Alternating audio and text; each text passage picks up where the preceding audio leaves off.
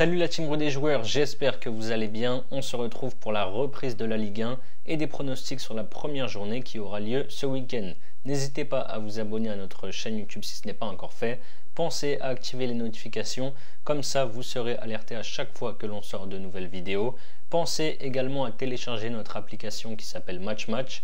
Vous pouvez gagner chaque mois une PlayStation 5 et plus de 1500 € de PaySafeCard en donnant simplement vos pronostics sur les matchs de foot que l'on propose chaque jour sur l'application.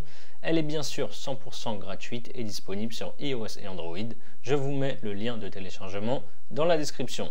Ensuite, pour parier sur la Ligue 1, vous pouvez utiliser le bonus de bienvenue de chez TheBet. Vous déposez par exemple 100 €, vous recevez 100 € de freebet, ce qui vous fait au total 200 € pour parier. Pour en profiter, il suffit d'utiliser le code promo X2RDJ à entrer dans la case code promo lors de votre inscription. Je vous mets là aussi le lien en description. Cette nouvelle saison de Ligue 1 démarre directement avec une grosse affiche entre Nice et Lille vendredi soir. Les Niçois ont terminé 9e du dernier exercice en finissant plutôt bien la saison avec 4 victoires, 1 nul et 1 défaite sur les 6 dernières journées. Par contre, la préparation estivale n'a pas été très bonne avec 1 victoire, 1 nul et 3 défaites. Le LOSC a fait une bonne deuxième partie de saison pour arracher une qualification en Europa Conference League. Sur les 11 dernières journées, les Lillois ont gagné 6 fois pour 3 nuls et 2 défaites. Les amicaux se sont mieux passés pour eux avec 3 victoires, 1 nul et 1 défaite en 5 rencontres. Nice réussit plutôt bien à domicile face à Lille avec une seule défaite sur les 12 derniers matchs pour 5 victoires et 6 nuls. La saison dernière, les Aiglons ont gagné à l'aller et au retour. Même s'ils n'ont pas été très bons et très rassurants cet été, je pense qu'ils peuvent bien commencer devant leurs supporters. Je tente Nice ou match nul, c'est à 1,43. Marseille-Reims, la saison dernière, Marseille a fini 3e derrière le PSG et Lens. Ils ont très mal fini l'année avec 1 victoire et 4 défaites sur les 5 dernières journées. Les Olympiens ont joué 4 rencontres amicales cet été pour 2 victoires et 2 défaites, dont la dernière 2-1 contre le Bayer Leverkusen à la maison mercredi dernier dans un vélodrome qui était bien rempli. Les Marseillais jouent ce soir leur demi-finale aller de barrage pour une qualif en Ligue des Champions contre le Panathinaikos en Grèce. Reims a aussi très mal terminé la saison avec une seule victoire en 9 journées pour 2 nuls et 6 défaites. Par contre, ils ont fait une très bonne phase de préparation cet été en commençant par une défaite avant d'enchaîner 5 victoires de rang. Marseille jouera ce match entre les 2 matchs de qualification à la Ligue des Champions. Il y a eu pas mal de départs et d'arrivées, donc ça manque encore clairement d'automatisme côté marseillais. Je pense que Reims peut les gêner d'entrée. Je vais tenter Reims marque au moins une fois dans le match, c'est coté à 1,43. On continue avec le Paris Saint-Germain qui reçoit Lorient, champion de France la saison dernière. Paris tentera de conserver son titre cette saison. Il y a pas mal de mouvements au club depuis le début de l'été et c'est pour ça que les matchs amicaux ont été plutôt compliqués avec 2 victoires, 1 nul et 2 défaites. Luis Enrique est arrivé sur le banc, Sergio Ramos est parti, Messi aussi, Mbappé est mis au placard comme il ne veut pas prolonger, etc. etc. Lorient a fait un exercice plus que correct en terminant 10e de Ligue 1. Cet été, les Merlus ont joué 5 matchs pour 2 victoires, 2 nuls et 1 défaite. La saison dernière, ils étaient venus s'imposer 3-1 au Parc des Princes. Là, je vois mal le PSG se louper pour le premier match de la saison et pour la première sur le banc de Paris pour Luis Enrique. Mais je pense que ça va quand même être un match assez difficile. Je pars sur la victoire du PSG et moins de 4,5 buts dans la rencontre, c'est à 1,67. Brest-Lens, Brest a validé son maintien grâce à une très bonne fin de saison avec un bilan de 6 victoires, 3 nuls et 2 défaites sur les 11 dernières journées. Cet été, ils ont disputé 5 matchs pour 3 victoires, 1 nul et 1 défaite. L'équipe n'a pas trop changé pour le moment par rapport à la saison dernière. En face, ça va être dur de faire une aussi grosse saison que l'année dernière pour Lens avec cette deuxième place derrière le Paris Saint-Germain. En plus, la saison va être très chargée avec la Ligue des Champions à jouer. Les Lensois ont perdu leurs 2 meilleurs joueurs avec Openda et Fofana qui sont partis. C'est difficile de donner un vainqueur ici. Je ne vois pas forcément Lens gagner. Je vois un match plutôt ouvert, donc je vais tenter les 2 équipes marques, c'est à 1,70. Clermont-Monaco. Clermont a réalisé une bonne saison en finissant 8e de Ligue 1. Ils ont terminé fort avec 8 victoires, 1 nul et 1 défaite sur les 10 dernières journées. Les Clermontois ont joué 6 rencontres amicales pour 4 victoires, 1 nul et 1 défaite et ont quasiment conservé le même effectif que l'année dernière. Monaco sera privé de Coupe d'Europe cette année à cause de sa fin de saison catastrophique avec une seule victoire pour 1 nul et 5 défaites sur les 7 dernières journées. Les Monégasques ont joué 8 matchs amicaux pour 3 victoires, 1 nul et 4 défaites. dont la dernière lundi face au Bayern Munich 4-2. Mbolo s'est fait les croisés et sera absent jusqu'en 2024 pour les Monégasques. Je vois bien Clermont surfer sur sa dynamique de fin de saison. Je pars sur Clermont ou match nul, c'est à 1,63.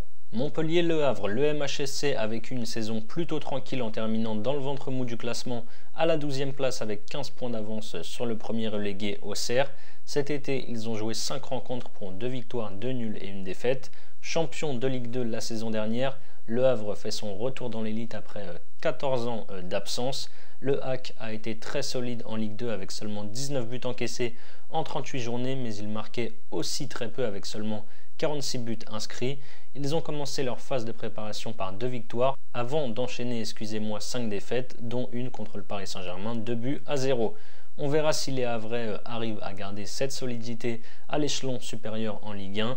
En tout cas, je vois un match plutôt fermé ici pour débuter.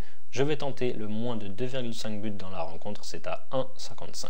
Nantes-Toulouse. Nantes s'est maintenu à la dernière journée grâce à sa victoire contre Angers 1-0, mais surtout grâce à Auxerre qui a perdu son dernier match à la maison contre le Racing Club de Lens. Les Canaries ont joué 5 matchs amicaux cet été pour une victoire, 1 nul et 3 défaites. Leur meilleur joueur Ludovic Blas a quitté le club et est parti du côté du Stade Rennais. Il n'a pas été remplacé pour le moment.